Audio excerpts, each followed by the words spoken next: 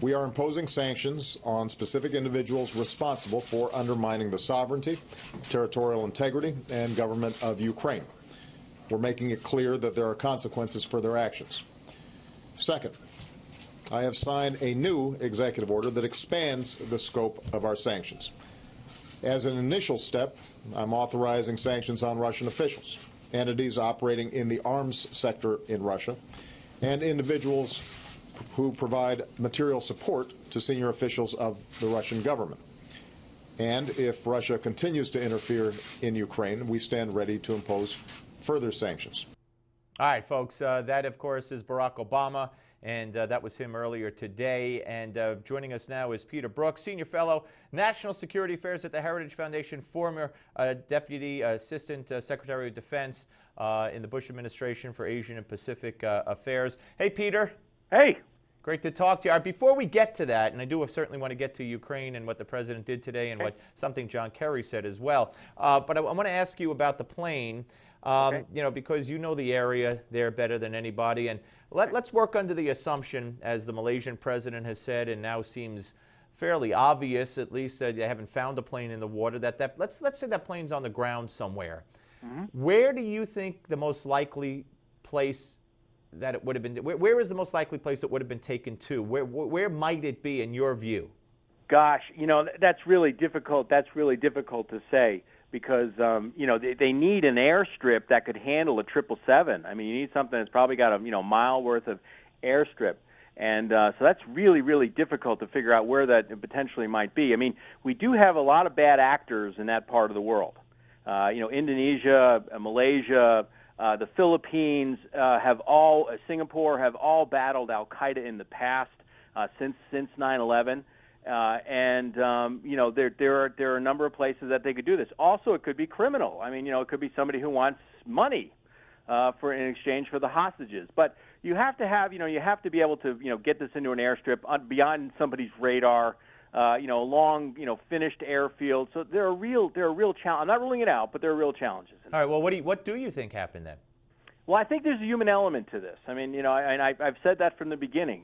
Since I've been doing a lot of talking about this, and I don't have the answer for you, Steve. And I don't want to add. You don't? I thought we had an exclusive today. Peter Brookes knows where the plane is. That's how I lured you in. That's how I lured you in. But I think there's a human element to this. I mean, I have not ruled out terrorism. Like I said, there are bad actors in there. Iran runs through Kuala Lumpur. The State Department will tell you that plots against the Israeli embassy in Bangkok last year, run by the Iranians, came through Kuala Lumpur. We had al-Qaeda groups operating out there. Hezbollah operates out there. So there's a lot of people. The big question mark, of course, is China.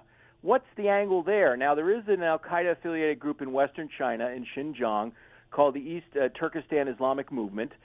They were responsible for those recent stabbings in Kunming. You heard about this? They killed like 30 people through stabbing. In the weeks before the plane. Exactly. Yeah. But they've never done anything this sophisticated. So, and then, of course, you look at the pilot, okay, or the flight crew. If somebody didn't get in there, we've had all these warnings about, before the Sochi Games, we had warnings about tubes of toothpaste, shoe bombers, things along that line. We know this pilot had let unknown folks into the cockpit previously. Remember this reporting? Yeah. The girls, the women, yeah. Yes, and also, if they got the door open, somebody else could have barged in as well. Then you've got there's this, the Egypt Air flight from the late 1990s. That was a suicide. What I understand is, as I recall, he had some issues with his company, and because he was in some trouble with them, and his boss was on the plane, and he drove it into the drink. Yep. So there's just so many things out there, but I think there's a human element here. Well, let me run two conspiracy theories by you. First of all, China, with all of their don't come in our airspace. Remember that several months ago? Is there any possibility you think that China could have shot it down? I just don't think so. The Chinese, they're not as capable as you might think in that respect. Their pilots don't fly over water a lot. I mean, if it went into China, it's a possibility. But I think they would probably, any responsible Air Force would try to force the plane down before they would shoot it down. All right. Now, what about? I just heard there was a story today on Breitbart. Okay. And I just heard on CNN somebody speculating, so it's kind of similar, that eventually that this was taken down by, people who are going to be interested in an Israeli prisoner swap. They'll return the plane if Israel releases X amount of prisoners. I mean, and there was I don't think there's any Israelis on the flight. What's that? There's no Israelis No, on the flight? no. But from a humane, Yeah, no, I understand. Yeah, I mean, we do have a lot of that going on in that part of the world where people are taken hostage, and then especially with some of the terror groups, the Philippines, they do this all the time. The Al Qaeda related groups that earn money for their cause, they hostage people and then they ransom them off for money. I mean, it's like the Somali pirates. Right. I mean, this sort of thing goes on. I mean, that's a criminal angle to that. Yeah. That's a possibility, but and I can't rule it out. I mean, there have been some amazing sort of criminal acts over the years, but once again, you need a place to land the planes. Sure. You're going to have a support function for the people because they're no good if they're not alive. You need to have water and food and et cetera, maybe medical care. There's a whole. It's very, very complicated. Not to say that it's not possible. Or maybe more simply that someone wants that plane to attack Israel or attack somewhere, and they do have it, and that could be a possibility. That's a possibility, but you know what? The fact of the matter is that it's very difficult to enter a sophisticated airspace with an airplane like that size. Okay? Unless, of course, if they manage to fly it under radar all this way to somewhere, then maybe they can fly it under radar and then crash it somewhere, God forbid. Steve, it's not going to get that far under radar because the lower you fly, the higher your gas, your gas mileage, and you're not going to get that 7 hours of flight.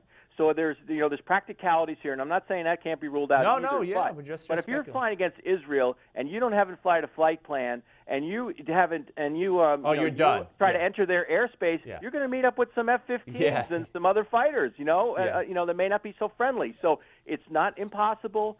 The more likely is, you remember in 9/11, it was one of those things where nobody had time to react. Right. And we're in a post 9/11 world. So I'm not saying they can't.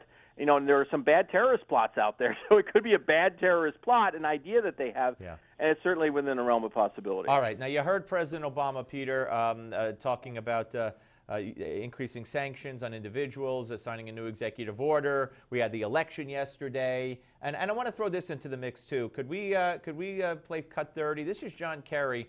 Seems kind of bizarre. Here it is.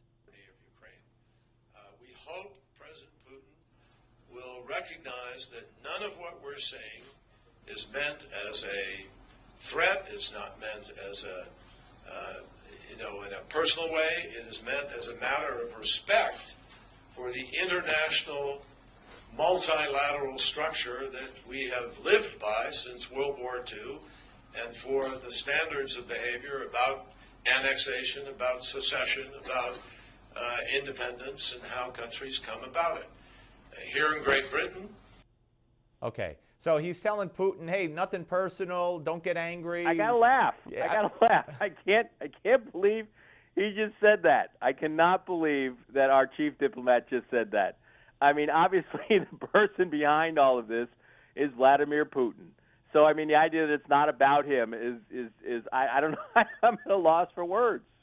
I'm at a loss for words. I can't believe it. It is amazing. It is. All right, so where are we going to wind up here? I mean, the election's done. What's the threat of Putin going further? Because he's never going to go backwards. So what's the threat of this being over compared to him moving forward with troops pushing ahead? Well, here's the issue, and I said this a long time ago, a couple of weeks ago, before all this kind of started and Putin started sending troops in there. I said, look, there's a couple of things that'll make Putin do something. One of them is if there's violence against Russian nationals or Russian speakers or ethnic Russians in Ukraine. And that has been his legal argument. He's calling about I'm acting in the defense of these people. These are my peoples, and I'm acting in their defense. So I think if you see in eastern Ukraine, if you see significant violence against the Russian folks there, ethnics, nationals, people with passports, etc., he might do something there as well. So I think that's been his argument. So I think we have to take him at his word, and that it's very possible that he will take further action in Ukraine if there's not strong resistance from the West, and if he feels he has some sort of legitimate argument, whether we agree with it or not, in international law, to do so. Yeah. Peter, always great to talk to you, sir. Thank you very much. All right, man. Thanks for having me. Take care. Peter Brookes, ladies and gentlemen, Senior Fellow, National Security Affairs at the Heritage Foundation, former Deputy Assistant Secretary of State, of Defense, rather, under George W. Bush. Okay, we're coming back with the panel on the Steve Malzberg Show on Newsmax Television.